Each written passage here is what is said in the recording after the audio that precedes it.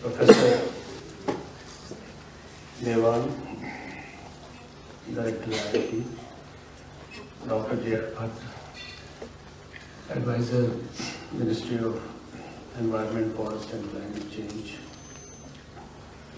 Professor P.V. Balaji, Dean, R&D for IIT Bombay, Professor Chandra Venkataraman, Professor coordinating this activity, of which we have all collected here in IIT Bombay, Dr. Yadav, all the senior faculty members, heads of various institutions from all over the country, researchers, scientists, students, officials from the Government of India and Government of Maharashtra, also the members of the Pollution Control Board in Maharashtra, friends from the media. Well, friends, it's a very, very privileged moment for me to have got this opportunity to visit IIT Mumbai. Is IIT Bombay now? Still IIT Bombay. Still IIT Bombay. It's a little too complicated, for the second time. In fact, last year also I had the privilege to visit this very prestigious institution. Right now, most sought after by those who want to become engineers. And last time it was, in fact, in this hall itself, about a year ago, when we had a discussion about science and spirituality. And I had the privilege to be in company of very distinguished people and saints here, along with the presence of the esteemed audience of students and teachers. Today again it is a very, very important event. And as we all know that climate change and global warming is, I think, the talk of the world. And recently it got so much of highlight all over the world because of the aggressive posturing by the President of the United States. So for virtually weeks together, everybody was talking and writing and discussing this, what is this climate change and global warming issue. This issue has got recently very highlighted because of the role that India has played in recent times, number one. And number two, because of the fact that the person whom we have at the helm of affairs in India right now, one of the most dynamic Prime Ministers in the history of India, Shri Narendra Modi, he has been very, very passionate about this issue. Right from the day he was in public life, earlier in the organization, we know that he used to talk about it even in the 90s, when he used to work for the party organization.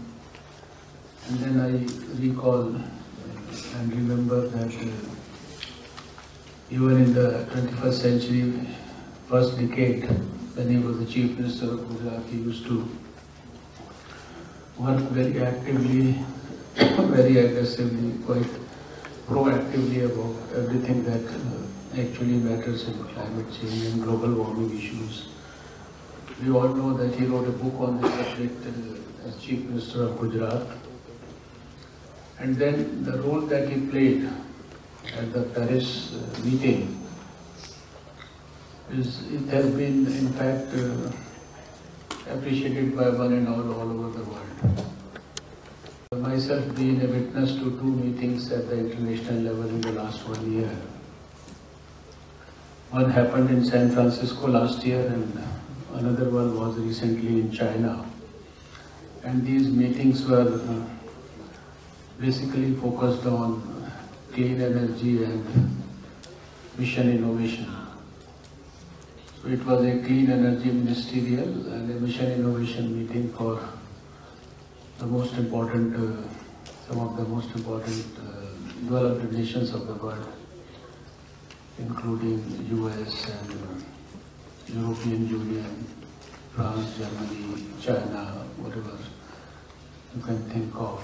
And in last meeting in US, we saw the US Secretary for Energy, Mr. Modi himself, leading that meeting in a big way.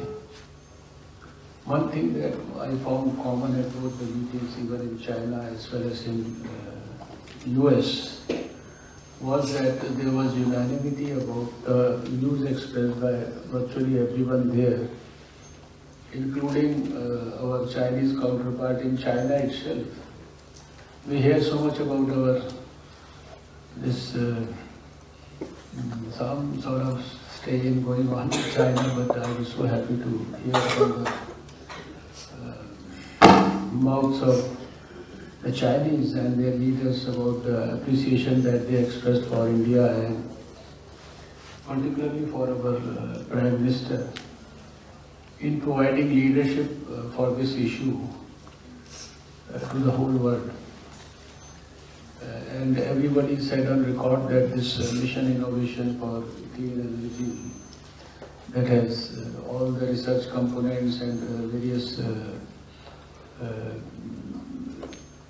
you can say aspects of strengthening research in the various related fields to have alternate sources of energy, etc., etc. There are many components in that.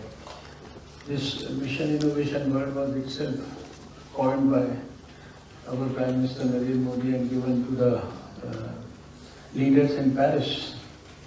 And he was the one who, in fact, conceived the idea of an international solar alliance, where not only conceived it, not only suggested it to the whole world, but then took initiative itself to ensure that we offer to the world the Office for International Solar Alliance in India. And then when the President of France came to India last year, he himself, he went in a metro to inaugurate that International Solar Alliance office in Gurgaon with the President of France, and spared something like $25 billion for the running of that office for the next 5 years. So that is in fact the level of commitment of India which is being appreciated. And we all know that we have and it's all basically focused at dealing with the challenge of climate change and global warming, of which one of the important things that we are actually discussing, which has very well been elaborated by Professor just now. We have a very, very ambitious target of 175 gigawatts by 2022, out of which 100 gigawatts is only through solar energy. And I was very pleased to learn just now before this meeting, I had an interaction with some of the IIT people and of course the students, when they are having this smart zero energy house, everything being through the solar blessing, and have reached a significant milestone in getting their entry at the international level. And you'll be happy to know that the LED bulbs, this government has ensured that they are price is reduced by at least 84%, and almost 220 million. We have an ambitious target of putting 770 million by end of next year, but almost something like 220 million have already been put all across the country. A number of activities are actually happening on this front. We also know that this challenge is a big one, considering that what Dr. Bhatt mentioned. I'm grateful to both of them because the statistics and the details they have all enumerated, so I don't want to repeat any of those things. But the way we are suffering from a number of issues confronting our country: poverty, lack of housing, lack of education, still people struggling. If it was not Narendra Modi at the helm of affairs, we were still deprived of crores of toilets in this country. And you'll be happy to know that after the 15th of August, the statement that Prime Minister made on 2014, when he very emotionally said that it is the misfortune of the woman in India that to address the call of nature, she has to wait for darkness to settle this country.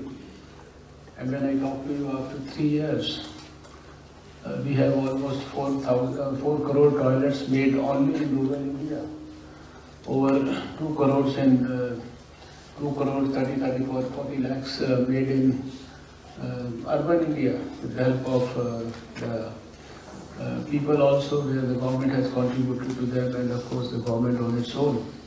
So with all these problems, still number of roads have to be built, number of basic facilities that have to be given to Indians, and where development is on the top of the agenda of the government. And on one hand, we have a development-centric agenda.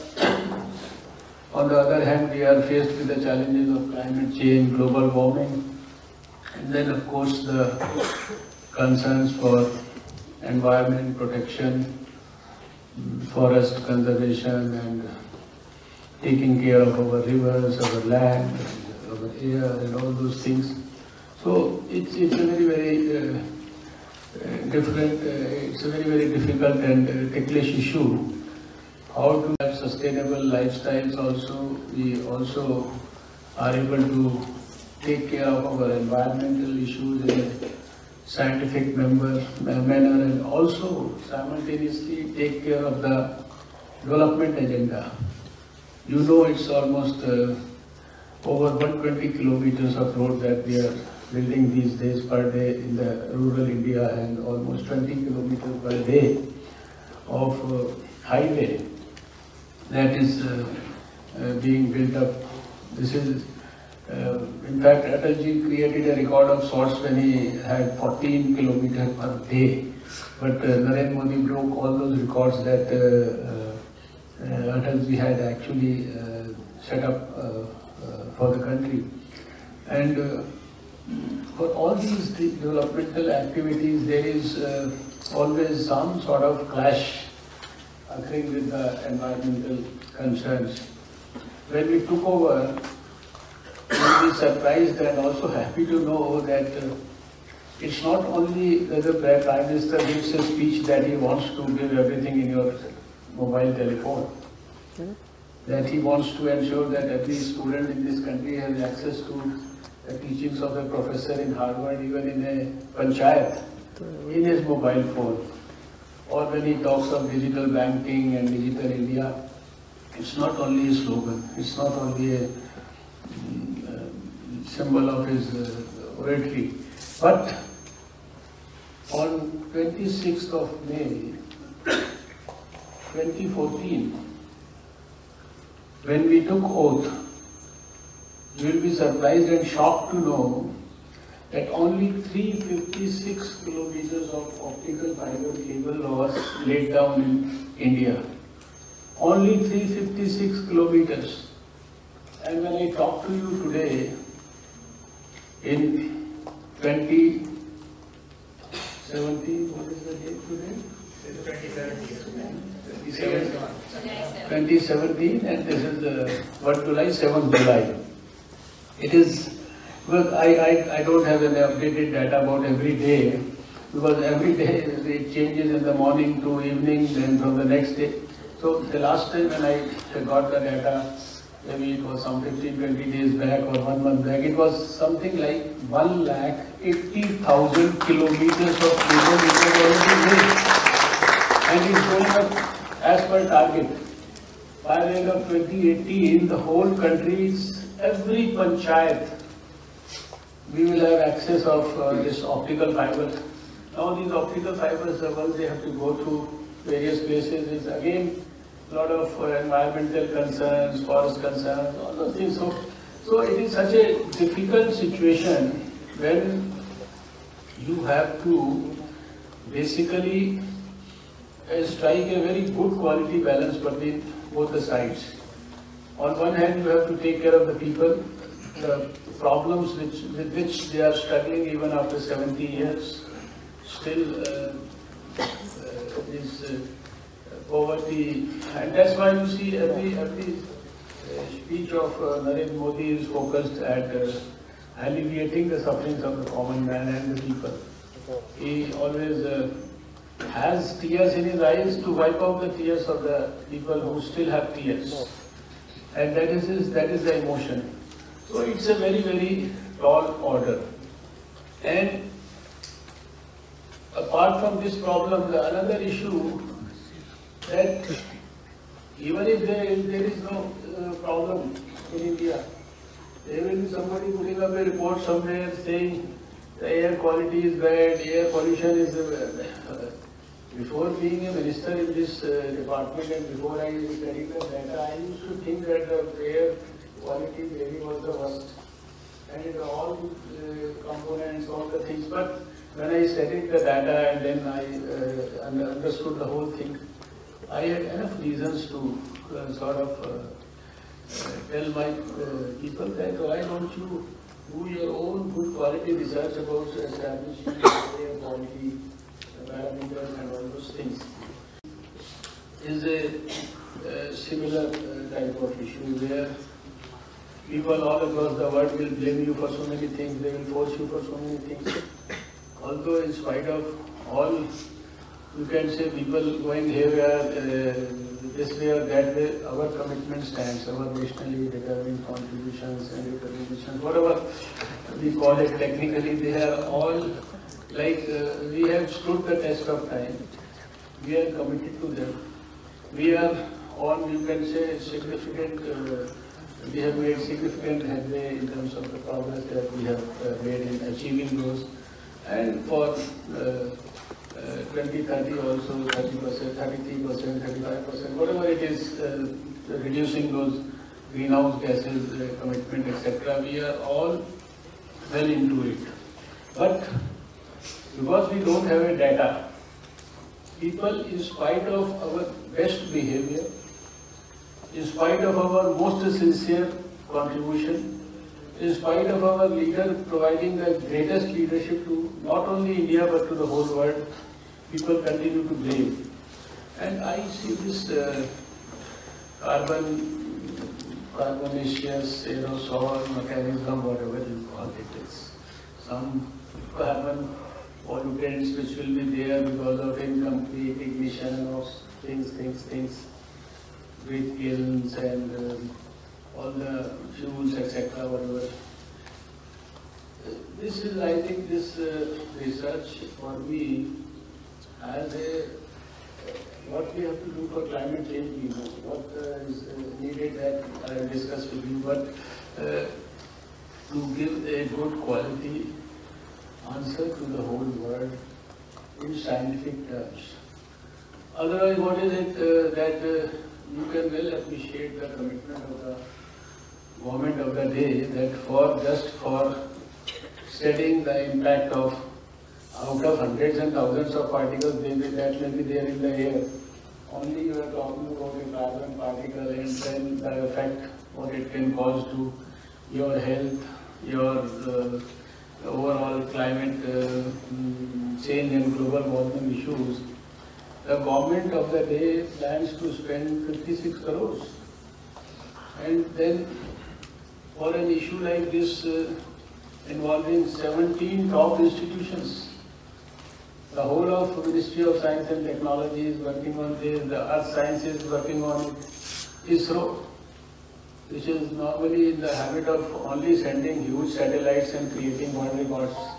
They are also doing this study on these small carbon particles. So right now, you can all appreciate the commitment of the country that for a small carbon particle, there are so many things creating all this PM 2.5 and 2.8, 5 and 10 and whatever, the hundreds of things, but and so many other nitrous oxide and sulfur dioxide and whatever, but only on one particle. And then how it is creating an impact on snow. DST is doing, some Earth Sciences is doing, ISRO is doing, now you have also come into the field. And you are also not alone. You have brought all the IITs and all the ISRs and everyone. So for a small particle, almost 24 institutions working on it. Top scientists. But why I mentioned this, and why I want to emphasize it and underline it and maybe say it again and again, even at the cost of repetition, that you see, I took over as a Science and Technology Minister in November 2014. Before that, all my life I had worked in the field of health. It was like 4 decades since the time I entered a medical school. Worked there as a minister also, health minister at the national level also, as in the capital also. Worked with the most prestigious World Health Organization also, with many countries of the world on a number of health issues. Health was like passion, and it was like heart and soul. But then I got this opportunity of working with Science and Technology on 10th of November 2014. Since then I made it a point to go all across the country and visit every scientific institution. I've been to almost, I would say 99% of the institutions, including that of Dr. Yadav in Bombay, and I've seen with my own eyes what our scientists are doing, what the labs are doing, what is the status of science in India, our state-of-the-art laboratories, a small room in a big institution. Every room, every table has a microscope worth 10 crores, 5 crores, 6 crores, small equipment that looks like this and there's a few crores. Everybody has like access to the best possible things all over the country. But what I found missing, and even now, you see, when there was a presentation of IIT and the technologies that you have developed or in the process of developing, or those which have been patented or which are being patented or which have been transferred, I found that almost similar type of things are happening in all the CSIR labs. But when I started my visit to the CSIR labs and to the PhD and biotechnology labs, and of course I went to had the privilege to go to IIT Kharagpur also, 2015. IIT Delhi is like, you organized the India International Science Festival in IIT Delhi in 2005, you know. Maybe one day we can organize the next few years, we can one day do it in Mumbai and have this as a focal place. But what I found that was utterly lacking. Best scientists, best research, great number of publications, everything. But there was a acute lack of synergy. Even in the same city, two labs working on one issue, but they really don't know. In fact, I had to tell, after roaming around the whole parts of including all the 8 northeastern states, I had to tell my scientists, sir, what you are showing me, I have seen this in Nagaland. What you are showing me in Chennai, I have seen this in a lab in Assam. What you are telling me, I have seen this there, I have seen this in Roorkee, I have seen this there.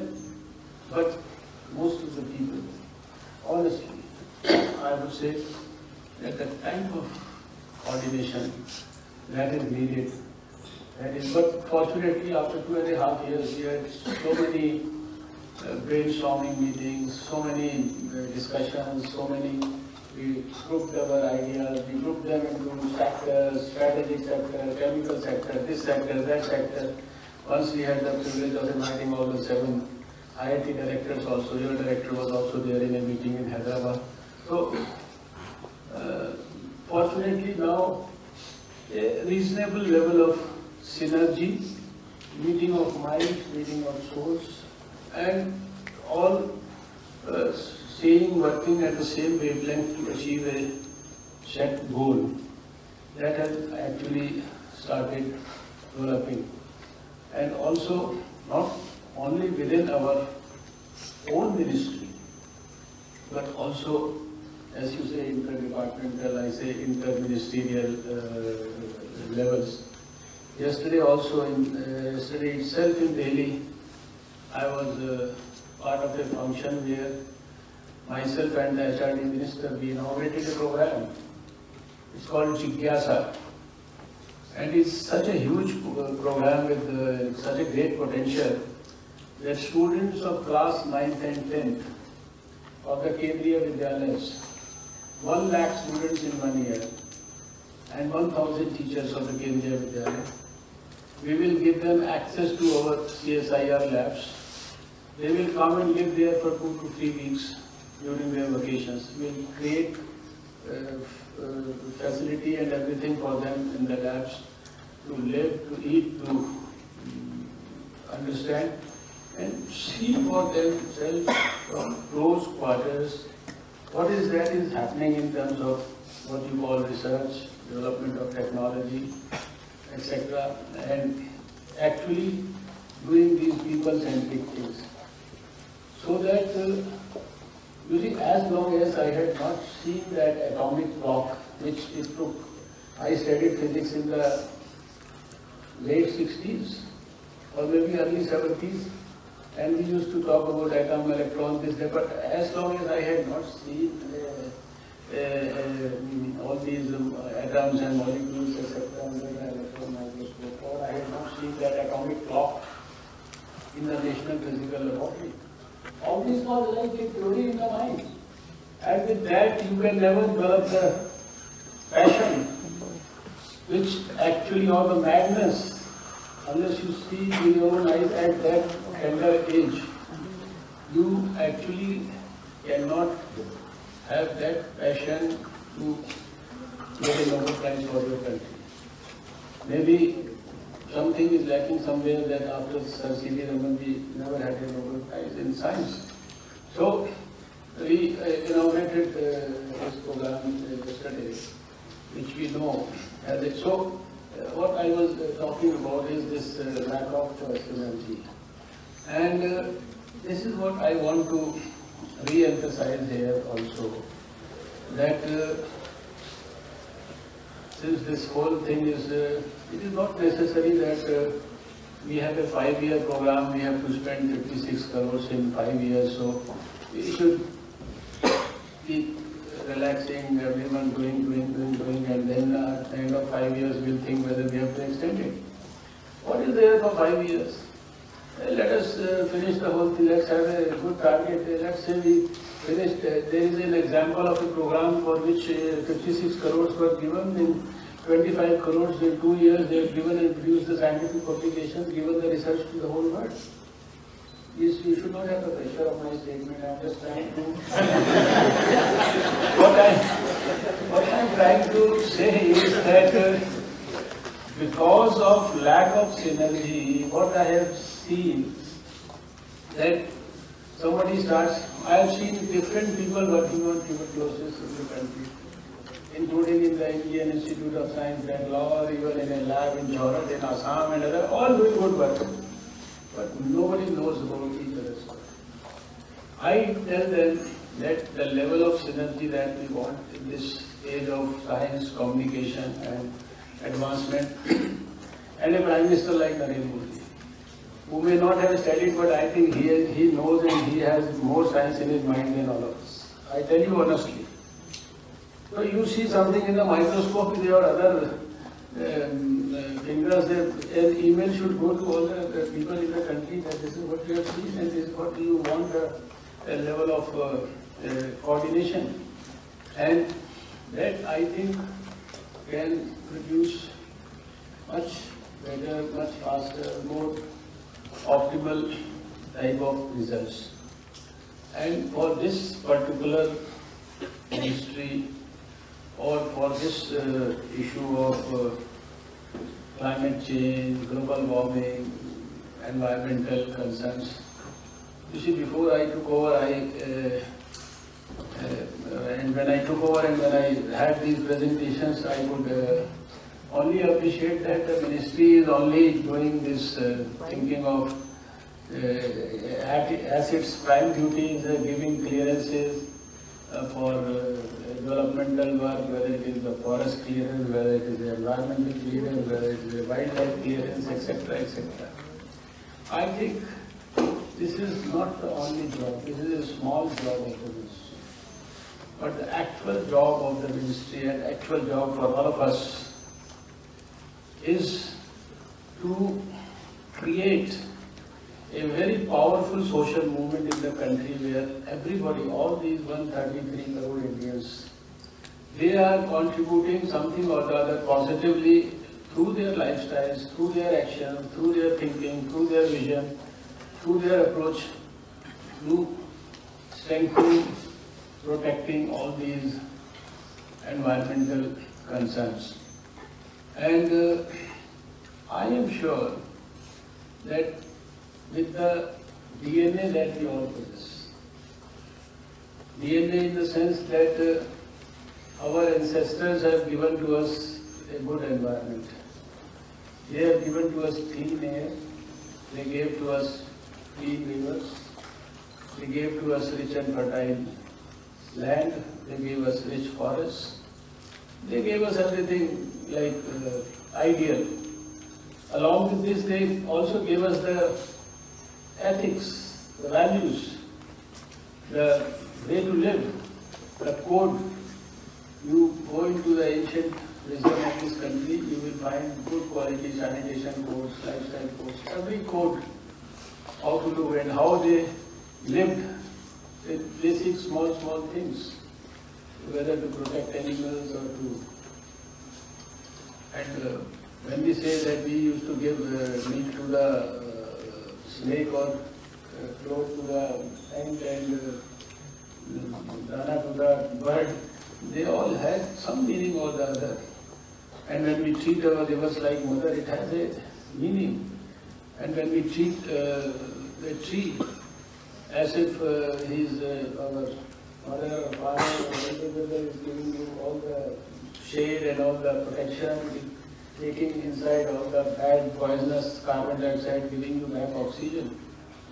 You see, I was really shocked when I came from my hotel till this place.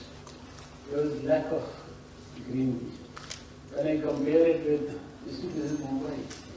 This is the economic capital of India, and I was telling the gentleman scientist who accompanied me that this is, I am particularly disturbed. Millions of millionaires living in this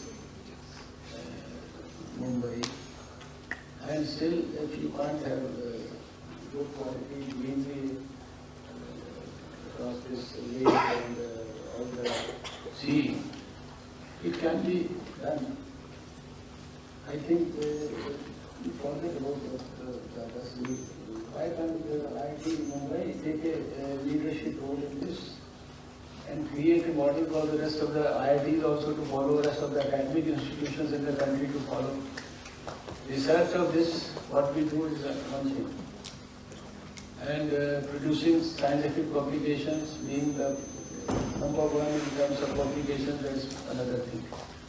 Here also I have to say that for these papers also, there is a need to think again drastically. Impact factor should not be what and how many times your paper will be seen and it will create an impact factor. Impact factor should be how much your research and paper will actually impact in a positive way in helping the people solve their unsolved problems of decades. So, what we are trying to do now in our ministry is create a huge data bank. We have already worked on it. We have already put some few hundred there. Maybe we want it to be thoroughly exhaustive and complete of all the possible environmental friendly things that an individual or an organization or a scientist or a group of people or a family or whomsoever you can think of can do in the society. And then take this exhaustive list to the people. Out of that exhaustive list, put various actions into various baskets, develop comprehensive programs which should be led by the people, which should be led by the organizations, which should be led by the prestigious academic institutions like this. And in our ministry also, what I have done recently is that we have 35 officers who are the level of joint secretary and above. So we have divided the whole country into 35 portions. And for every portion of the country, maybe a state or so, we have put one joint secretary for that. Only for this, for building up the social movement. And that joint secretary will compulsorily go there, live at least for 2 nights, 2 days, coordinate with everyone.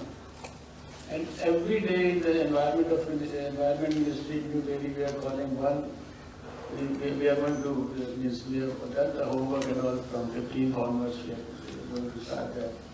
Call one big organization with all its top officials, expose them to what is actually happening, what is the need, and where you can actually help with a changed lifestyle, so that we create some energy and enthusiasm of a national level body in New Delhi.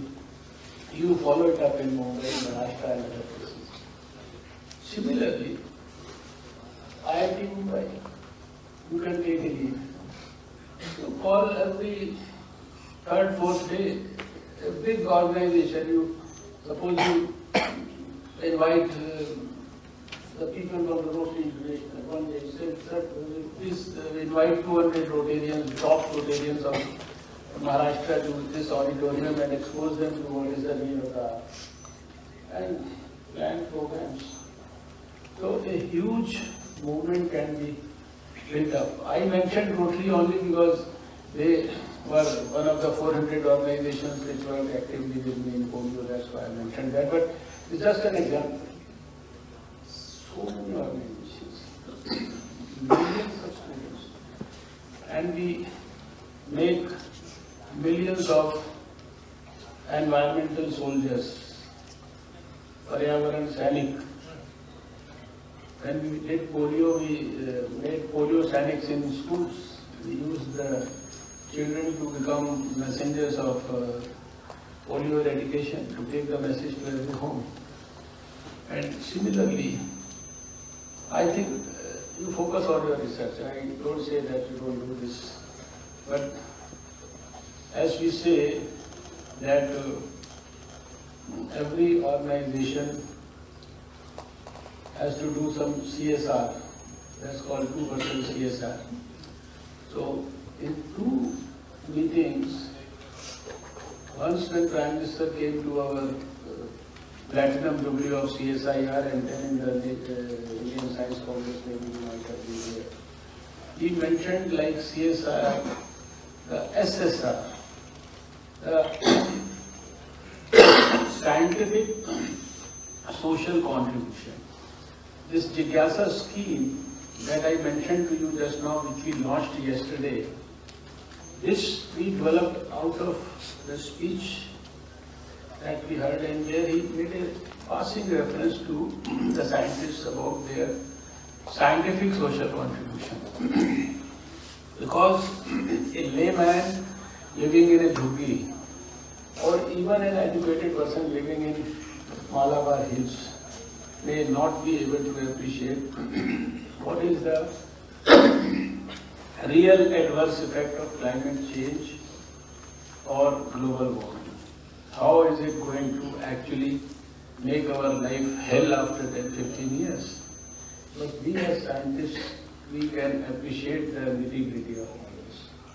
So it becomes our duty to, apart from doing our own work, to apprise people, to generate a good quality movement.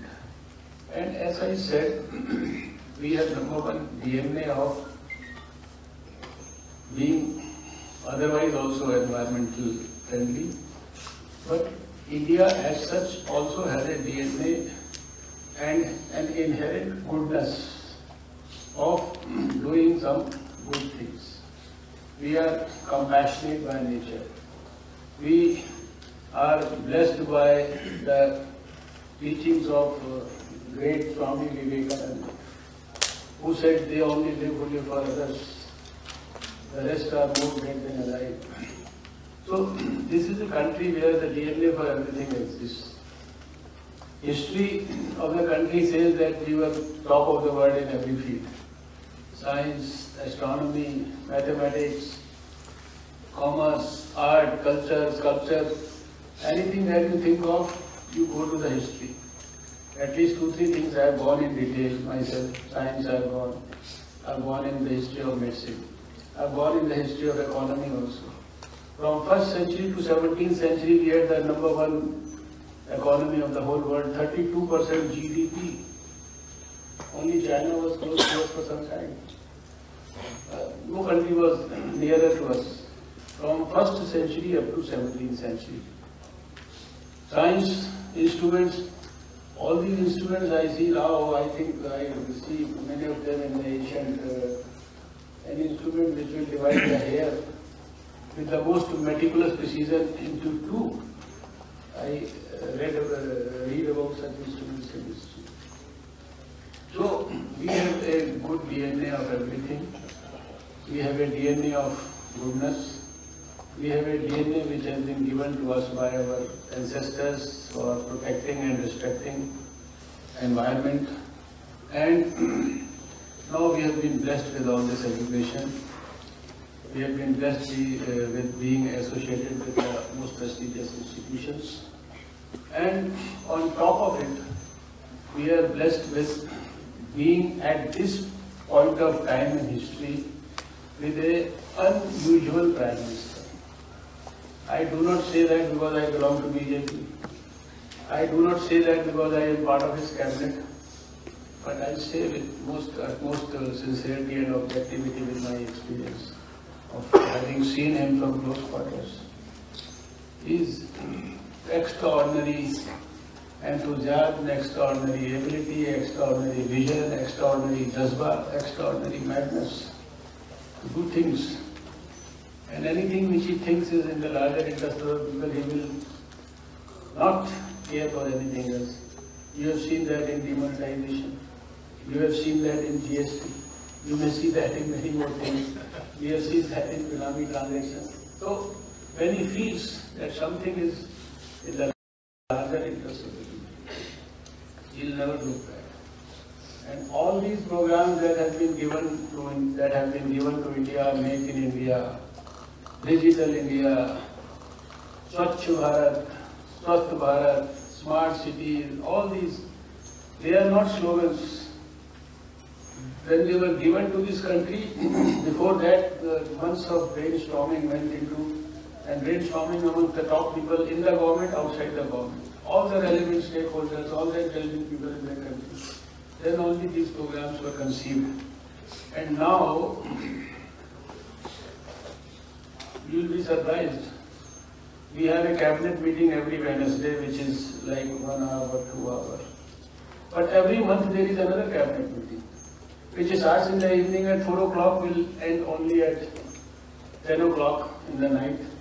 There is a break for 15 minutes. You can have some chai, chota mota. And 6 hours, there is only meticulous monitoring of each and every line that is either spoken or that was a part of a cabinet meeting, that was a part of an action plan, and how much of it has been implemented, how much is not implemented, where we are lacking, where we have to run fast, where we have to have better coordination. That is shown in front of us. सबकी किताब खोल के वहाँ पे discuss होती है. And every week he takes a meeting himself, coordinating with all the officers of the country. That's another program. So anything cannot remain stuck up anywhere. So that is the level of a Prime Minister, which, as I said, that he has a huge passion for science, for research.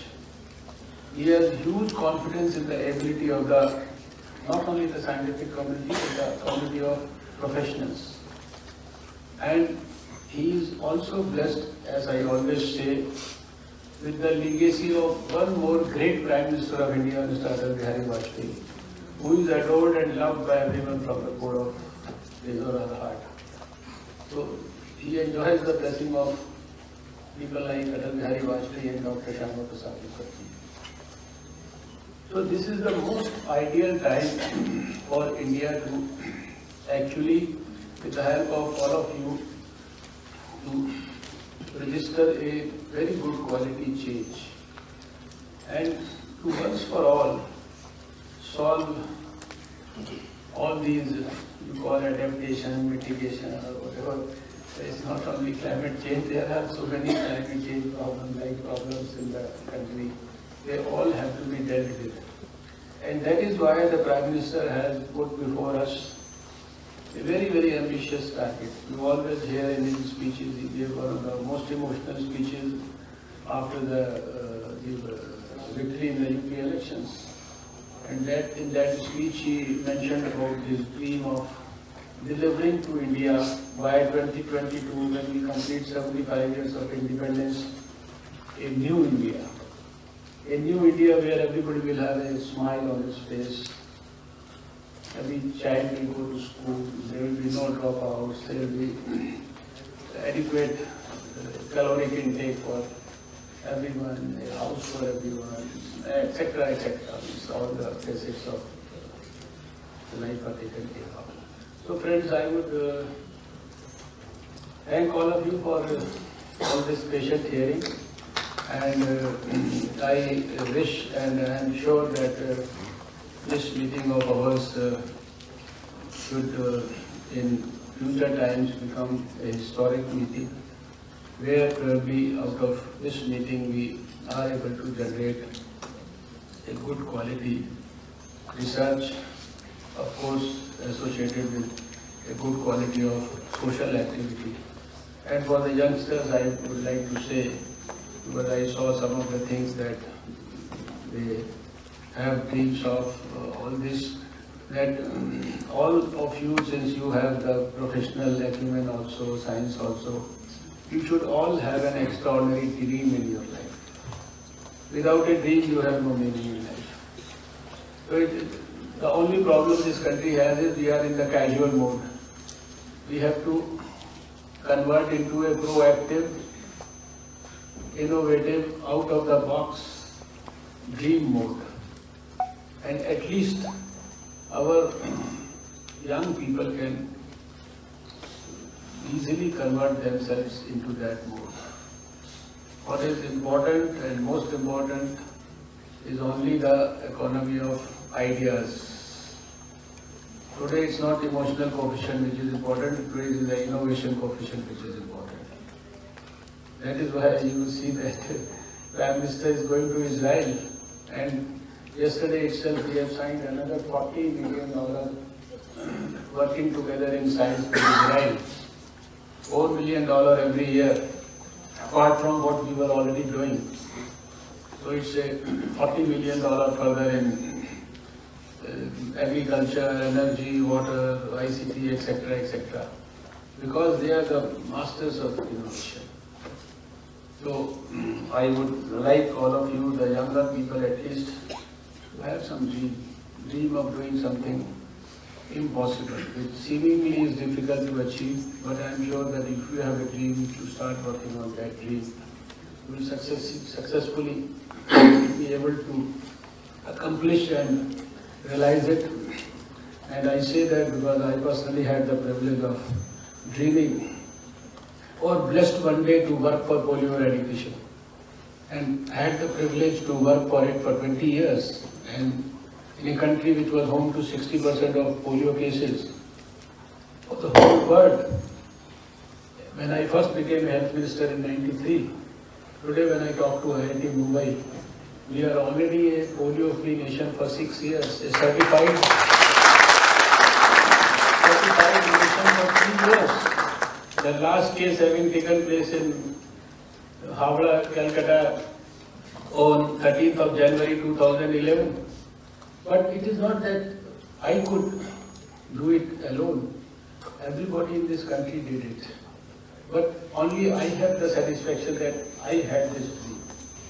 Nobody can have the satisfaction of that dream. So when you have a dream today, the whole IIT will be with you.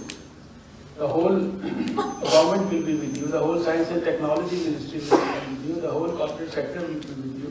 If your dream has some truthful conviction in this.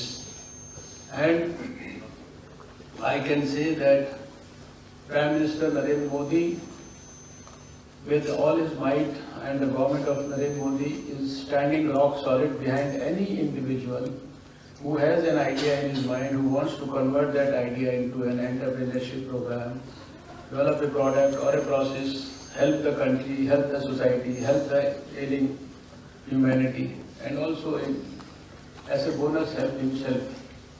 So everyone is with you, but you, to actually enjoy that, you should have a dream. And that is what I wish that, because I have been told that IIT Bombay is now, IIT Bombay is now the most sought after IIT amongst the various IITs. So once you are like that, so your output has to be also matched with that expectation. So wish you all good luck. Thank you so much. Namaskar.